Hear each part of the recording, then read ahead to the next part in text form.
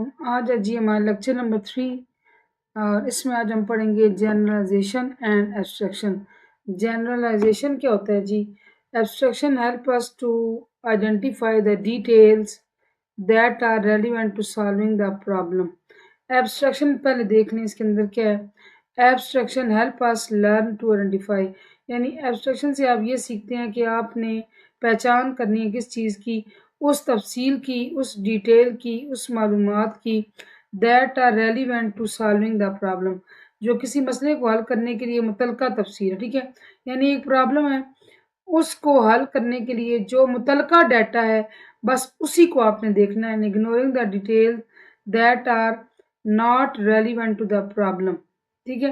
اور آپ ایسی معلومات کو، ایسی تفصیل کو اگنور کر دیتے ہیں جو اس متعلقہ مسئلے سے تعلق نہ رکھتی ہے، اس سے متعلقہ نہ ہو، ٹھیک ہے۔ یعنی کہ جو مسئلے کو حل کرنے میں کوئی کردار ادا نہیں کرے گی، آپ ایسی تفصیل کو پھر نہیں دیکھیں گے۔ while generalization allow us to create generic idea what the problem is and how to solve it۔ اب دیکھیں جنرلائز کرنا کیا ہوتا ہے، اس کے اندر آپ دیکھتے ہیں آپ نے ایک آئیڈیا لینا ہوتا ہے، ایک رف سا سطحی سا خاکہ آپ لیتے ہیں، یعنی ایک آئیڈیا لیتے ہیں کس کا، پرابلم کا، ٹھیک ہے۔ اس کو اوور آل دیکھتے ہیں، اوور ویو کر کے کہ پرابلم ہے کیا and how to solve it, اس کو کیسے حل کرنا ہے۔ Once we have recognise patterns, ایک دفعہ جب ہم دیکھ لیں کہ پیٹرنز ہے کیا ہے، we need to put it in simplest terms, ٹھیک ہے۔ پیٹرن دیکھ کے ہم نے اس کو کیا کرنا ہوتا ہے، سادہ سی زبان میں کنورٹ کرنا ہوتا ہے، so that it can be used whenever we need to use it. اور یہ ہم ایسا کیوں کرتے ہیں، تاکہ آگے مستقبل میں، فیوچر میں کبھی آپ کو کوئی اور مسئلہ حل کرنا پڑے، اس میں بھی آپ کو ویسے ہی پیٹرن نظر آئیں تو آپ یہی سمپل ٹرم یوز کر کے اس مسئلے کو بھی حل کر سکیں، ٹھیک ہے جی۔ اچھا جی اب دیکھیں الگورتھم ڈیزائن۔ الگورتھم ڈیزائن کے اندر آتا ہے جی an algorithm is a set of instructions, ہدایات کا جی مجموعہ ہوتا ہے، اسٹیپ بائی اسٹیپ ہدایات ہوتی ہیں، ان کا مجموعہ ہوتا ہے، that is use for solving a problem, جو کہ ایک مسئلہ حل کرنے کا کام آتا ہے، اور accomplishing a task، یا کوئی ایک کام کرنے کے، accomplish ہے پورا کرنا، مکمل کرنا، کسی کام کو سر انجام دینا، ٹھیک ہے جی۔ الگورتھم کیا ہے، ہدایات کا مجموعہ ہے جس کے ذریعے آپ ایک کام کرتے ہیں ان ساری ہدایات کو فالو کر کے۔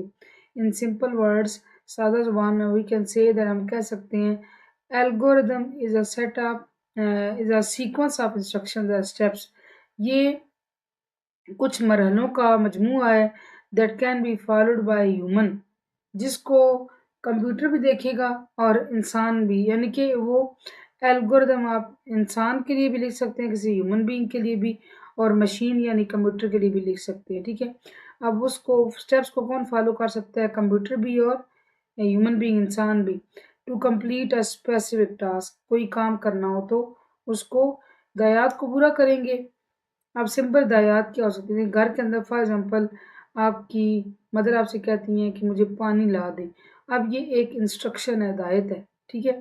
آپ کیا کریں گے، آپ پانی لا کے دیں گے، یہ کمانڈ ہے نا، ٹھیک ہے، پورا کیا آپ نے۔ اب اس کے اندر کیا ہے، یہ تو میں نے آپ کو سادہ ڈیلی لائف سے مثال دی، الگورتھم کے اندر بہت ساری ہدایات کا سیٹ ہوتا ہے، ان سب کو آپ پورا کریں گے تو ایک خاص کام ہوگا۔ It is a systematic procedure, main بات یہ ہے کہ یہ ایک سسٹمیٹک طریقہ، ایک سائنسی طریقہ کار ہے جس کو بڑی ترتیب سے لکھا گیا ہوتا ہے، that produces the answer to a question. اور یہ کیوں لکھا جاتا ہے، یہ یا تو کسی سوال کا جواب دینے کے لیے، اور دا سولوشن آف پرابلم، یا کسی مسئلے کا حل تلاش کرنے کے لیے، in a finite number of steps.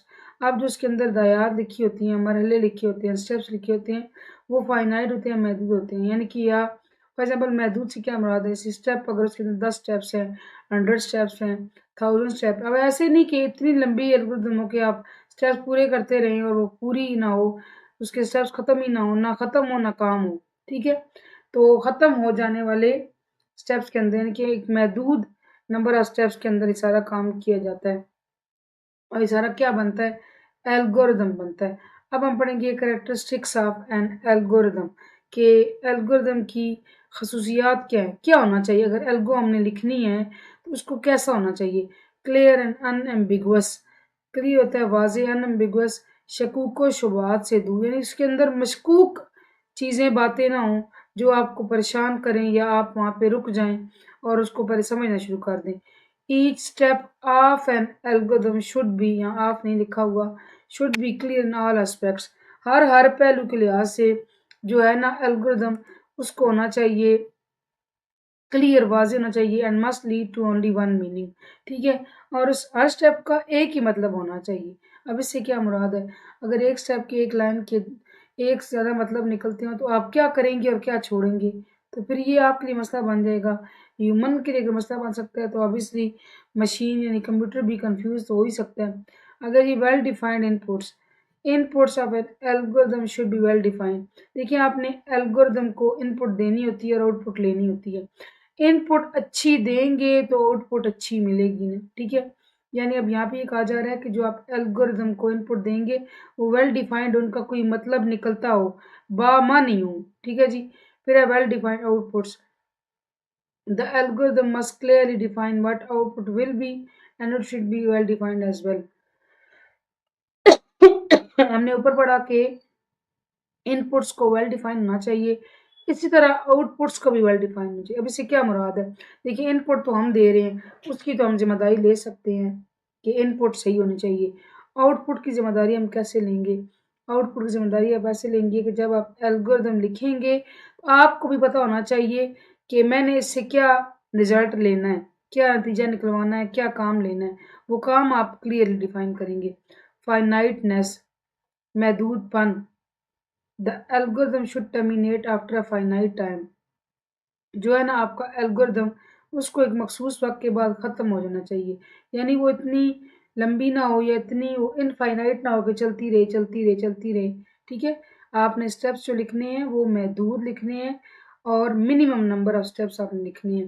Feasible, the algorithm must be simple, سادہ ہو، جنیرک، اپنا مقصد واضح کرتی ہو، اینڈ پریکٹیکل، اور اتنی وہ عملی ہو so that it can be executed with the available resources، یعنی آپ نے حقیقت سے نزدیک نزدیک الگورتھم لکھنی ہے، خیالی یا ایسی الگو نہیں لکھنی کہ وہ جس میں اسٹیپس پورے کرنا بظاہر ناممکن لگتا ہو، ٹھیک ہے۔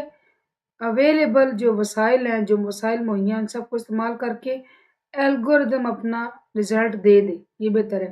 پھر ہے جی language independent, the algorithm must be programming language independent, ٹھیک ہے جی۔ پروگرامنگ لینگویج کیا ہوتی ہے؟ جس طرح ہم دنیا میں انسان بستے ہیں، ہر ایک جو ہے وہ قوم کی اپنی اپنی زبان سے، ہم پنجابی میں کمیونیکیٹ کر سکتے ہیں، اردو میں بھی کر سکتے ہیں، بعض لوگ انگلش میں بہت اچھا بات چیت کر سکتے ہیں، ٹھیک ہے۔ اس طرح مختلف زبانیں ہیں، فارسی ہے، عربی ہے، پشتو ہے، ٹھیک ہے جی۔ اب اس طرح کی اسپینش ہے، کتنی زبانیں ہیں۔ تو ہوتا یہ ہے کہ پروگرامنگ لینگویج بھی ایک ایسی لینگویج ہوتی ہے جس کے اندر پروگرام لکھے جاتے ہیں اور وہ پروگرام کمپیوٹر پہ چلائے جاتے ہیں، جس سے کمپیوٹر ہمارا مقصد ہوتا ہے، ریکوائرڈ کام ہوتا ہے، مطلوبہ وہ کام کرتا ہے، ٹھیک ہے۔ اب اس میں کہا جا رہا ہے کہ الگورتھم آپ ایسی لکھیں جس پہ پروگرامنگ لینگویج ڈپینڈ نہ کرے، ٹھیک ہے، یعنی ایسی لکھیں جو پروگرامنگ لینگویج سے ہٹ کر ہو، وہ سمجھ آ سکے، عام انسان کو بھی وہ سمجھ آ سکے۔ یہ ہے جی کریکٹرسٹکس، کل ہم پڑھیں گے ٹائپس آف الگورتھم، اور یہ سوال ہے ٹائپس آف الگورتھم اور یہ کریکٹرسٹکس، ان میں سے آپ کے ایس بی اے میں سے لازمی کوشچن آتا ہے، تو یہ جو ہے وہ آپ نے تیار کرنا ہے، دھیان سے اس کو دیکھیں، سمجھیں اور یاد کرنے کی کوشش کیا کریں۔ انشاءاللہ کل ہم شروع کریں گے types of algorithm. Thank you so much for watching, اللہ حافظ۔